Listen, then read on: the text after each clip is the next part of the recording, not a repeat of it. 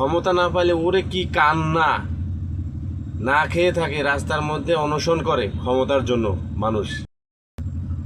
রাস্তার মধ্যে 10 টাকা পাইলে মানুষ ওটার মায়া ছাড়তে পারে না, আর দেশের ক্ষমতায় গেলে মানুষের, গরিব মানুষের, খেটে খাওয়া মানুষের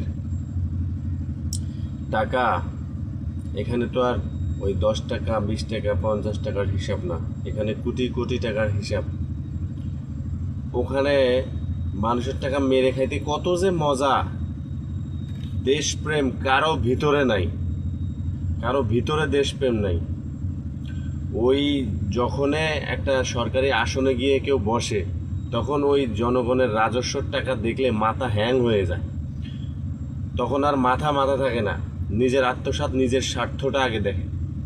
অথচ সে এটা ভাবে না যে একদিন আমারও মরে যেতে হবে এবং এই টাকা পয়সা কিছুই আমি কবরে নিয়ে যাব না।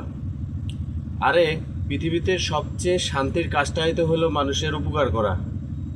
একটা লোক 3 দিন না খাওয়া থাকলে তারে খাওয়ায় দেখেন আত্মার মধ্যে কীরকম শান্তি লাগে। তাহলে আপনার কাজটা কি? প্রতিনিধিত্ব করা আর নিজের সম্মান বজায় রাখা। কেউ কি সম্মানের জন্য প্রতিনিধিত্ব নেয় আজকাল?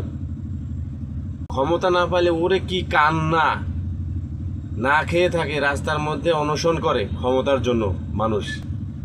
তাহলে এদের দ্বারা দেশের ভালো কিভাবে হবে?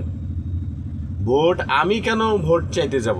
আমি একবার দাঁড়াবো, একবার মানুষ ভোট দেবে, পরের বার মানুষ আমাকে এমনিই সেধেই ভোট দেবে। আমি কেন ভোটের জন্য মানুষের দ্বারা দ্বারা যাইতে হবে? আমি এমন কাজ দেখাবো আমাকে যেন মানুষ নিজেরাই এসে ভোট দেয়, আমাকে প্রতিনিধিত্বে দায়িত্ব দেয়। এটাই হলো বাস্তব কথা আর কি।